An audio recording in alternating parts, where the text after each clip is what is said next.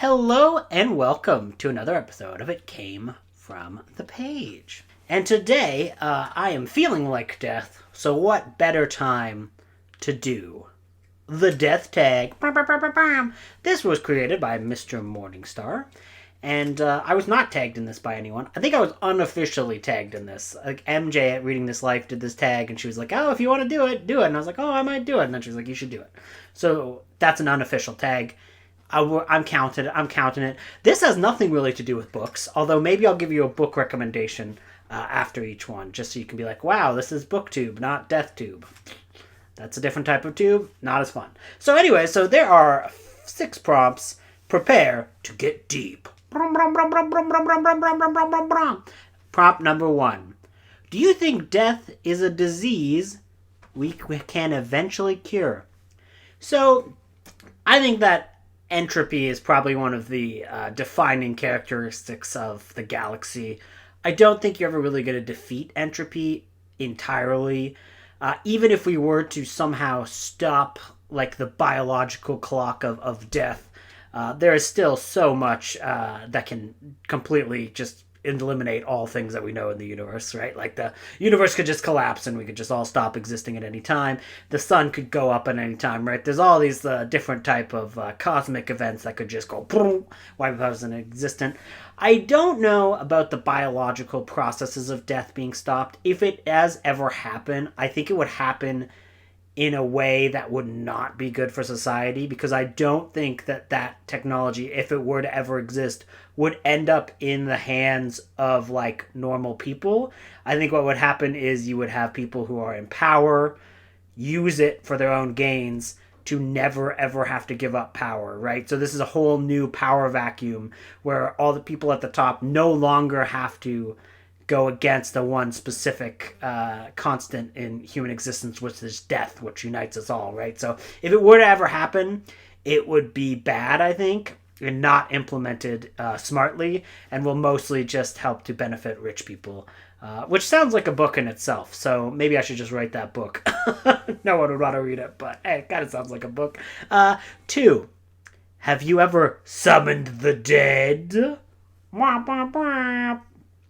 No, not really. I don't think so. I am a skeptic, I would say, in terms of like, using any form of like communications like Ouija boards and et cetera, et cetera.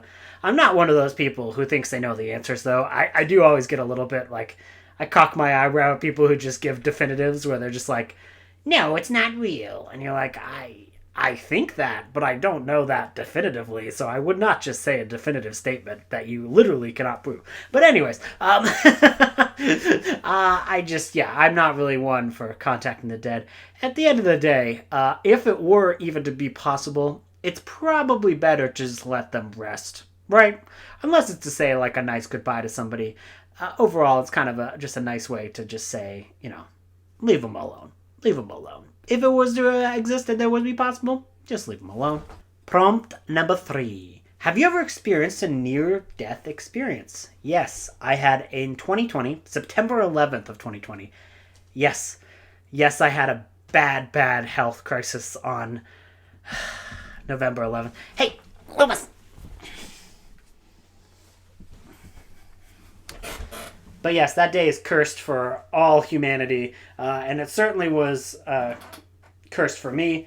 Oh God, what are you doing?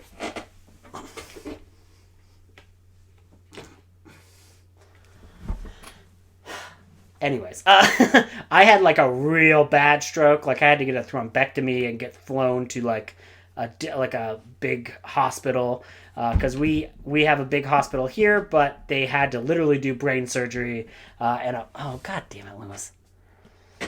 They literally had to do brain surgery and a full-on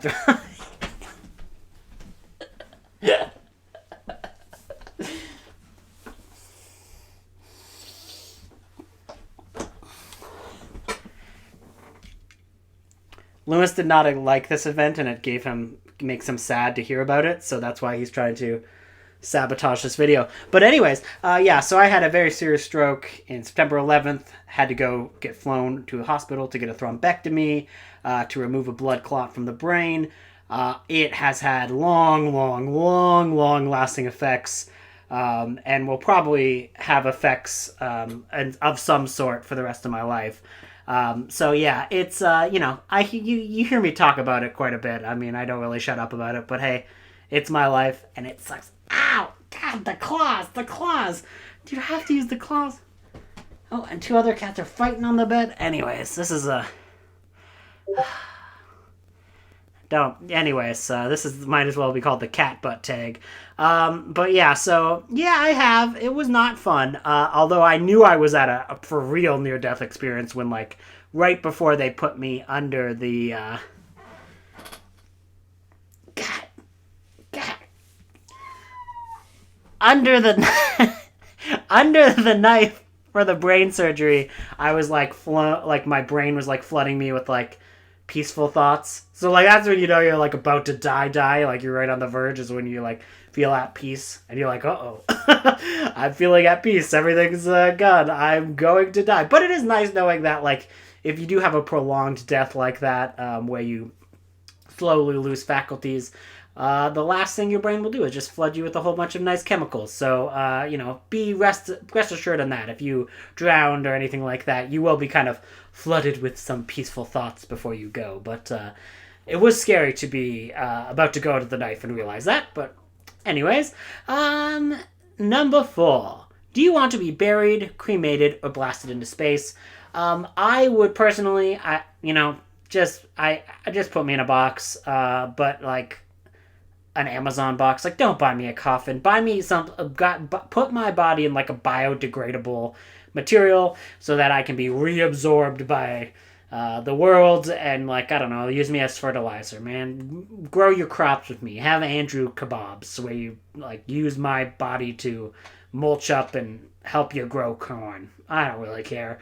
I don't see the bonuses for getting like a full on fancy do coffin. Like I don't want that. Like I wouldn't want that. Just put me in the ground.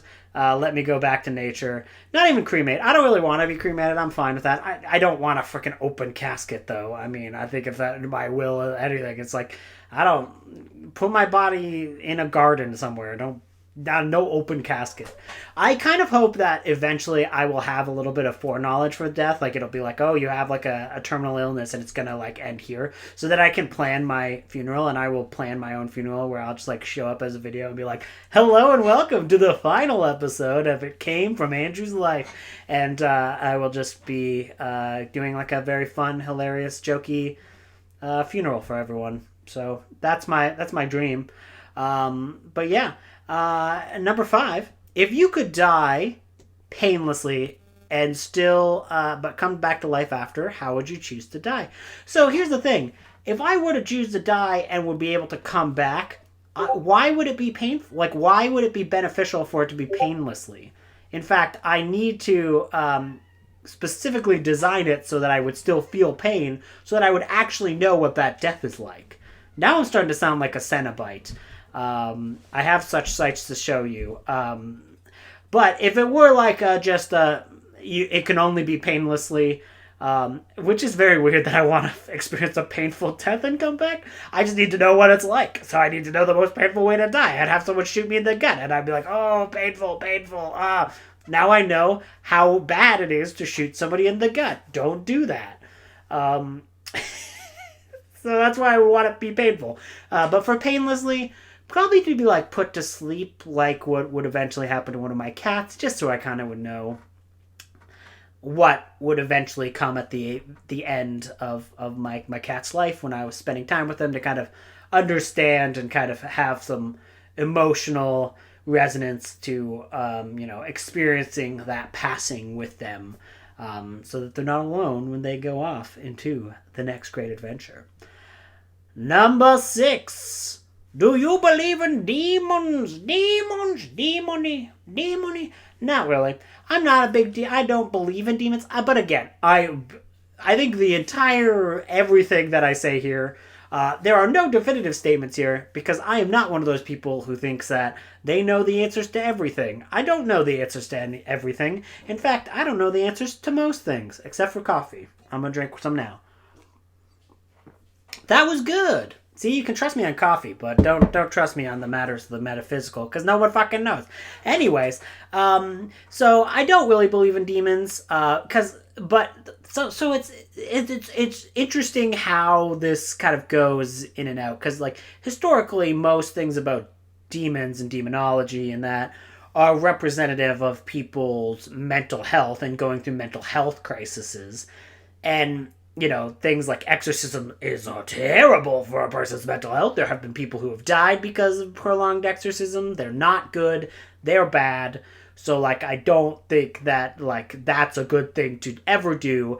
And I think in reality, almost all cases of demonic quote unquote possession are manifestations of some kind of mental illness. And we of course need to be better at treating mental illness in general and have less of a stigma behind it, and have some level of rehabilitation in our systems. Because I don't believe in for punishment prisons. I believe in like rehabilitation and being able to work and become again a member of society.